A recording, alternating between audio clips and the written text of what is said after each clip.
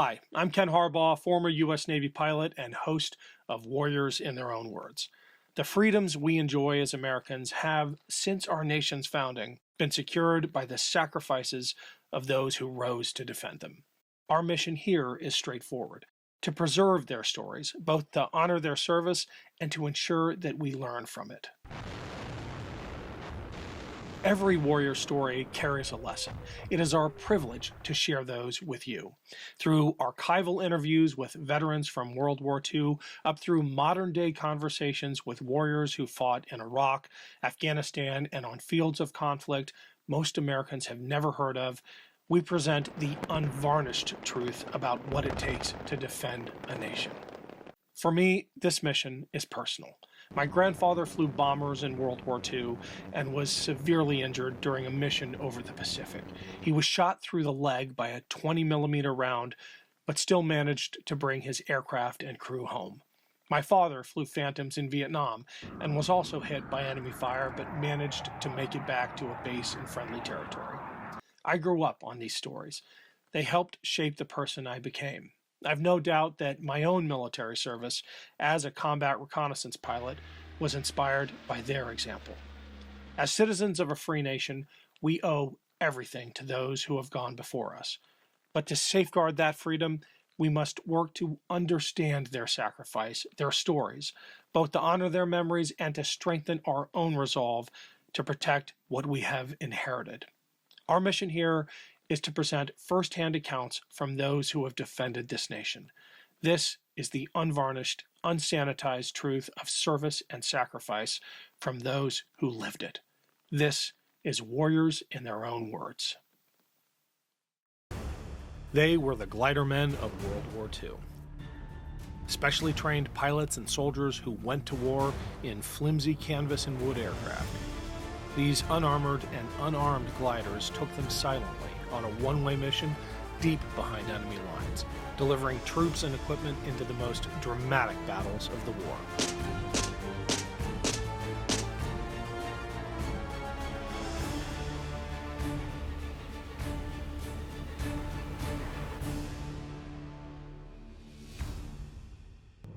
Second Lieutenant Harry Loftis was one of these courageous glider pilots.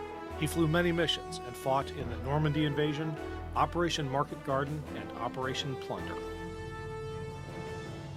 People ask me why I joined the glider pilots. There's 4 boys in my family, and 3 of them had already joined the Navy when war broke out. So I went to Dallas and took an exam to be a Navy pilot. I passed the exam, and they said, you go home, and the draft board's not going to bother you, but you've got to wait your time in line because you'll get your training here at the edge of Dallas. So I went back waiting to be called in to be a Navy pilot. I waited and waited. Really, it wasn't as long as I thought, but you know, young men were very impetuous at that time, and they wanted to get with it. And one of the recruiters came down. I worked for a newspaper, and we'd have coffee every day. He came in one day, and he said, I've got the very thing for you. You ought to get into this glider program. Well, I didn't know anything about it, and nobody else knew anything about it. But they were recruiting glider pilots, and they put out brochures. It was like a beautiful resort somewhere where you'd be going. They said, you'll travel all over the United States. You'll see more places than you've ever thought you'd see in your life, and you'll really get into something that's going to be exciting. Well, it sounded pretty good. And I talked it over with 1 or 2 of my buddies, and we all joined at the spur of a moment. So we ended up in Kelly Field, and then the glamour was gone for a little while. You can imagine what all recruits went through with. I had some flight training before the service, and I went to primary training at Janesville, Wisconsin.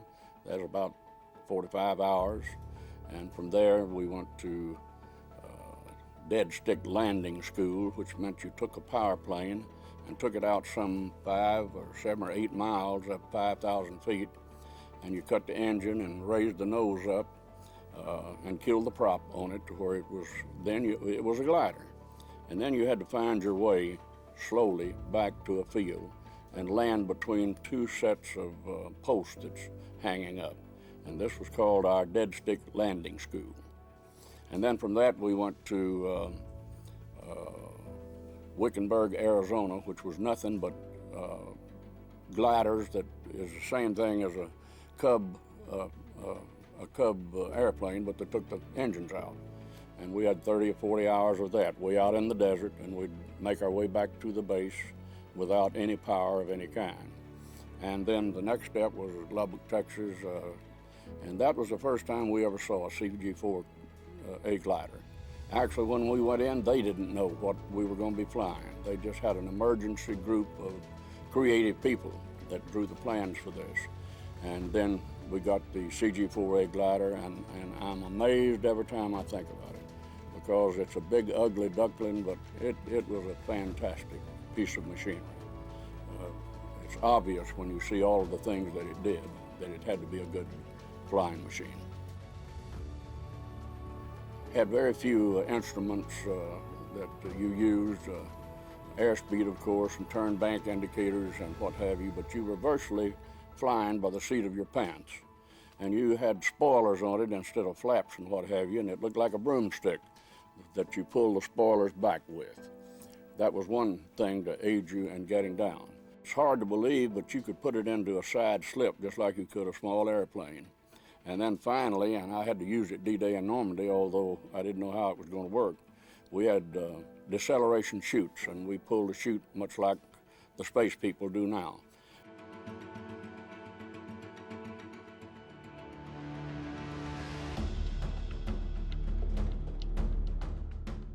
There was times during our training period where the CG-4A would break up for some reason.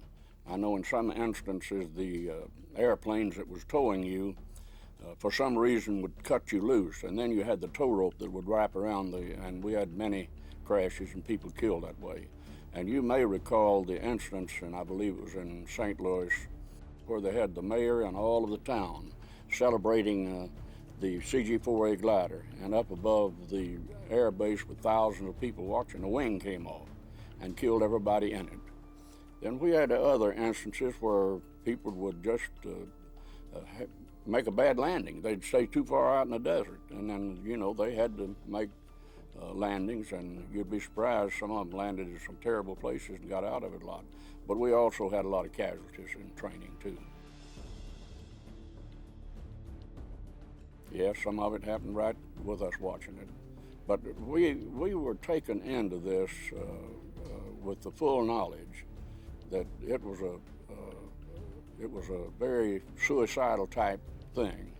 You can imagine, and we lived with the same questions that people ask when they ask you, why did you go into the gliders? And we knew that we were going behind the lines every time. We were going to land right in the middle of the enemy. And we knew that we had to be very adept at all kinds of guns that we used. And in Fort Knox, Kentucky, we went through what's called sort of a Ranger type thing, and I thought they was going to kill me in 3 months before. But by the time we left there, we were not only good pilots, and particularly in landing aircraft, but we were good fighters too. It was all a part of it. And that's sort of exciting, really, when you're in it and involved in it. You got to understand that there was no one forced into the glider pilots. We were all volunteers. We knew the type thing we were going to do. And I can tell you now that from the very beginning, we established pride and esprit de corps that we were all for one and one for all. And I'll have to be fair with you, sometimes glider pilots were pretty rough out in the communities where they are. They sort of had a devil-may-care attitude. I plead innocent of that, but that is the truth. We were pretty much like the out child at the family reunion. We were a specific unit off at the side, together all the time. We were right next to the places where the power pilots lived, but they stayed where they were and we stayed where we did. Their mission was entirely different, although we were in the same groups and the same squadrons. And it became interesting enough that people were asking a lot of questions and you got a lot of attention. And I guess all of us has a lot of ego. We got wings on our graduation, just like all of the cadets did elsewhere. And we all graduated as flight officers, and we wore the pink and the green. And the wings were fashioned after a regular set of wings, except in the center of the wings was the letter G. Of course, that meant glider pilots. But on some occasion, somebody was asking in a group of people with power pilots in it, and asked, what does a G stand for? Because the power pilots didn't have it. And the power pilot stood up and said, that means G for guts. Those guys have got the guts. And so we're proud. And incidentally, several of our astronauts now have been given honorary glider certificates and wings. And so we should carry on the tradition some. I don't remember a person that regretted being in glider pilots. Now they were made out of fabric and some metal, unlike most of the flying machines that you've got. And of course, we landed in terrain that if you had a field that was 100 yards, well, that was enough to put any glider that's ever existed. We landed in extremely small fields, and that's what our training was for, and that's what this was for. And we went in with the parachute troops that had to have equipment. They had to have jeeps for their officers to cover the area. We had to have a lot of the things in our museum at Terrell, Texas, that the tractors that they built runways with. We carried in, my first mission was carrying in a squadron of bazooka shooters and what have you. So that's the type of thing we did, and that's where the pride comes from, and the closeness as a group. We were trained to fight the minute we got on the ground, and we were trained for that just like any other soldier was. But our orders was, when things are consolidated, you get back to the base as quick as you can. We may have another mission for you to fly immediately. So we felt that the best way out, sometimes we had to fight our way sort of getting out of that circle, but when the ground troops got to us, then we started coming out. In June of 1944, Harry Loftis and the glidermen prepared for the Normandy invasion. We knew what our aircraft was a week or two ahead. They had them all marshaled, ready to go. And they would only take a few of the glider pilots from each squadron, and there's 15 from my squadron, and I was lucky enough to be one of them. And they put us behind barbed wire fences, and no one could get to us, or we couldn't get to anyone. We'd go and have our meals together. There's no communication. Something a little interesting, I never was a gambler over there, but I had a few English pounds, and I said, what am I going to do with these? And they was playing blackjack. And so, like a lucky beginner, I sat down and started with maybe $20, $30 in pounds. And we played blackjack the night before our drop until about midnight. Nobody was asleep, they were awake, eager. And I won some $800 playing blackjack. I haven't played a game of blackjack since, but I wound it up with a rubber band, and as we started the breakfast, I didn't know what to do with it. I had a very good friend named Kermit Kennedy in Florida, and I saw him and I threw him a pass of these bills and said, send this to Mom. And of course he did immediately. But we were briefed each day where we were going, and there was one thing that seems like it was not very fair, but when they briefed us during these days of briefings, they gave us pictures from an airplane at 20,000 feet.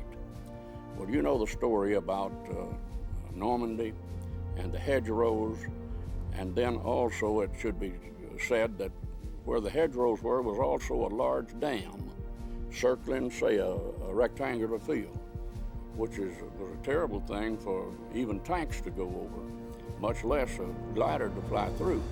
Now, we didn't get all of that information, and when we looked down from 20,000 feet, it looked like hedges. But when we got to the beach and they're shooting at you from all directions, then you look up and see nothing but tall trees in front of you, then you had to do some tall thinking. You look straight down, then you could see that little field. So what I'm trying to tell you is they didn't tell us everything about that. But during that briefing session, and they gave us the best information that they could possibly give. And some people were worried an awful lot about it, but I can't remember. Scared, yes, we were all scared. but not one time do I know of any of my friends or myself were scared enough that we didn't know just exactly what we were going to do when we cut off of that tow rope and where we were going.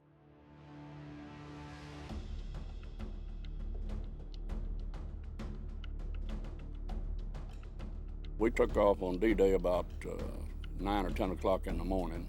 We had spent a lot of time with the troops that we were carrying, because you can understand that there was no people in the world had more guts than the 82nd or the 101st Airborne. They were great, great soldiers. But they were worried about something they didn't understand, and that was a glider. You know, some of them had been glider troops and knew, but others had never been inside a glider. So I spent an hour, 2 or 3, getting to know every one of the men's names, and trying to console them and tell them what we were going to do.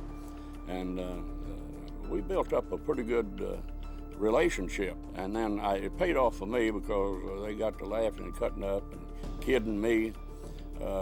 One of them saw where I had a parachute on my seat. And he said, "Man, he's got a parachute, and we don't have parachutes." Well, I had to explain to them that they gave all of us parachutes to sit on as an instrument to keep bullets from going through your bottom. Now, we had flak suits that we wore, and we had helmets, but from bottom, and you can imagine a parachute folded up, it'd be awful hard for a shell to get through. So we had that kind of attitude with them. They got to know my name, I got to know them. I knew that the minute we landed, we would break up a short while after that. When you're on tow, and you're being towed at 120 miles an hour, maybe a little more, the wind rushing was pretty loud. And we sometimes were carrying 2 gliders, and they were noisier because they were spread out on the sides. But there was enough that you could yell and holler at them and tell them what you're doing and keep them reassured. Leaving you land from many, many fields on an airborne mission, and when we took off in England, we were just east of London, and you start circling higher and higher, waiting for a trail for miles and miles long were gliders, one right after the other. So it took us some time to get ready, and then we start the last turn that's going straight forward to Normandy. Well, immediately you start seeing more activity, you see more airplanes in the air. The comfortable, good feeling was fighter pilots were circling us continuously. You know, we knew that there wasn't going to be anybody get to us with that kind of, and then you'd see to the left and the right ships that were moving in. But then as you get closer, for miles and miles and miles, looking to the left, were ships of every kind in the world, and to the right, the same way.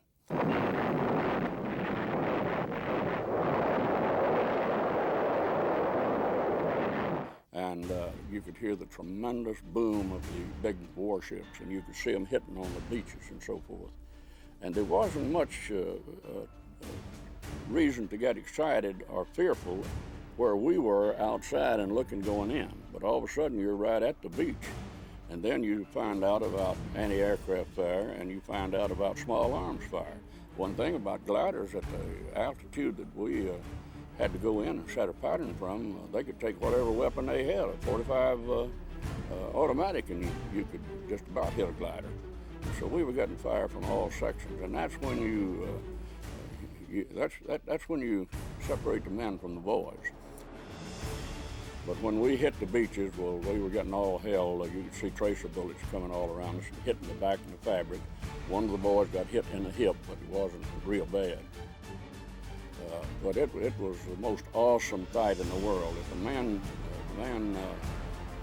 can't get a little excited when he sees D-Day in Normandy, something's wrong with it. It was absolutely, unquestionably, the most magnificent act of warfare that I think the world's ever known.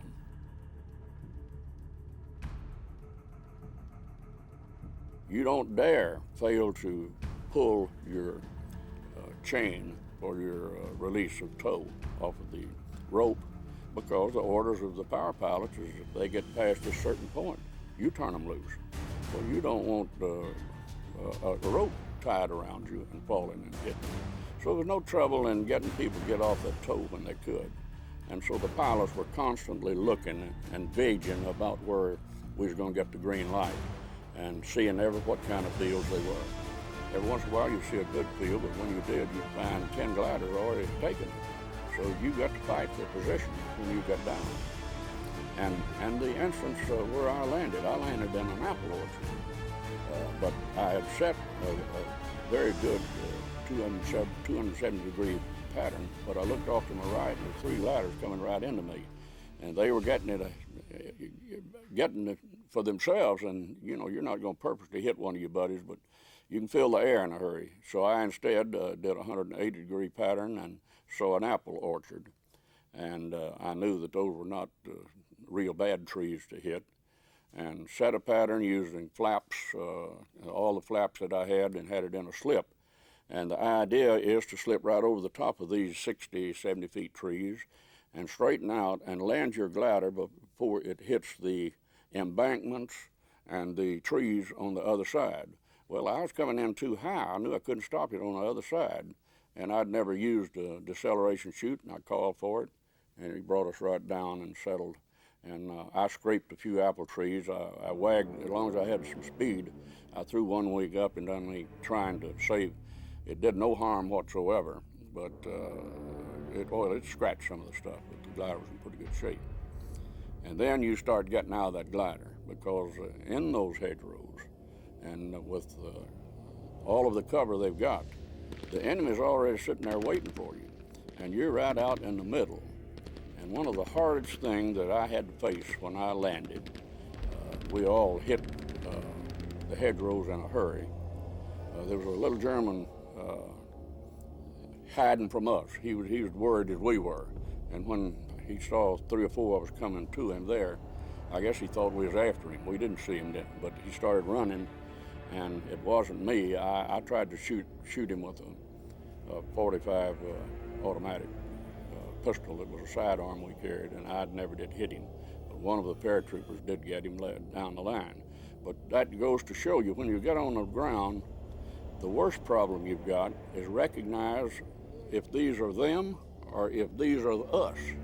And you get in a hedgerow yourself, and you're sort of solidified there, but you can look 3 or 4 different directions, and you can see men moving. Are they your men, or are they theirs? Our orders was to join any combat element, because we were trained for that, artillery, infantry. But when we got there, my particular squadron was assigned to set up a holding action at a crossroad, which a little crossroad called Les Forges, or maybe it's Les Forges, but it's French, Lesforges. And we dug in, right, not too far from that. The first action we got into, there was a lot of sniping going on, so we broke out from our area and went certain distances away and came back. We stayed the first night not too far from this location, dug in. We had one German tank that went down our road, and they had given us, I think they called it a jelly bomb or something. None of us knew how, but the idea is you throw it and it hits a tank or artillery. It'll catch fire and it'll keep burning. But we were told not to use those unless we had orders. Well, sure enough, this tank came through, and we were all along there, and we let it go, and sure enough, we saw the reason why. Is down the road, we heard 2 or 3 big blasts, and we had carried in 75 millimeter houses and 57 millimeter anti-tank guns, and I don't know which, but they got the German tank that's going through. But then daybreak, right at us, there were several people killed. There was one horse and glider that I counted 10 men lined up with parachutes over them, so I know that there was that many fatalities in that one, and it was right in our field zone. Then we had our own that Buck Lindsay, a very courageous man from Fort Worth, Texas, was the first man we had killed. We knew we had to face it, but you're not ever really ready for that type thing. You started looking for your group. You were scattered a pretty good distance because they took what fields, but things have a way of pulling together. You see somebody and you say, have you seen so-and-so? And finally we got together. Now we had the commanding officer of the glider pilots who was a captain named Captain Kirkpatrick. And he was the one that made the decisions of when we move and when we don't, unless we went out on a reconnaissance of our own, and then one of us would take over what we did. So we were pretty well trained about how to join any outfit. On other missions, I actually joined the units, but in Normandy, when they had given us the orders to try to keep closed the right of way down to the beach, because about 10 miles in it was under water. I don't remember whether it was intentional flooding or what, but there were bridges across these causeways, and they wanted us to see that the Germans did not get across those bridges there. So we had Germans behind us that was already working against our landing forces, but we had them behind us that was trying to get to the beach for counterattacks. And so there's a way you get together. And sometimes you might not be with your group whatsoever. You maybe find a buddy that's a glider pilot that you didn't know. But when you do things together, it's always good to find a friend in a situation, because it gets awful lonely after you turn loose of that tow. But in any event, we stayed together, and we were to stay until the ground troops got to us. And I believe it was a truck that had supplies moved in. And of course, everybody's hollering real good because they haven't seen anybody come from that. We don't know whether they're going to take that beach or not.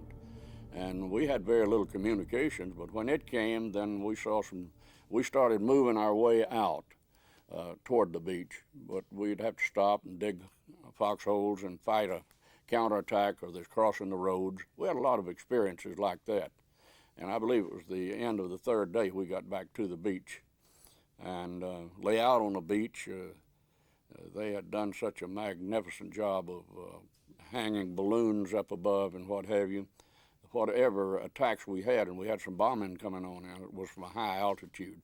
And we had fighters, believe it or not, up there at night trying to find them. The head of the flying part of the invasion told Ike a week or two ahead of time, he says, you can't send these gliders and troops in. They've got it covered. You can't land. It's going to be unsuccessful. You're going to have a 75% casualty. And there's a bunch of and nothing more happened then until the day before. And he went back to Eisenhower, and he told him again, you should not do this. Well, Eisenhower said, I'm set with the blue bloods of all of the American mothers sending their sons into this.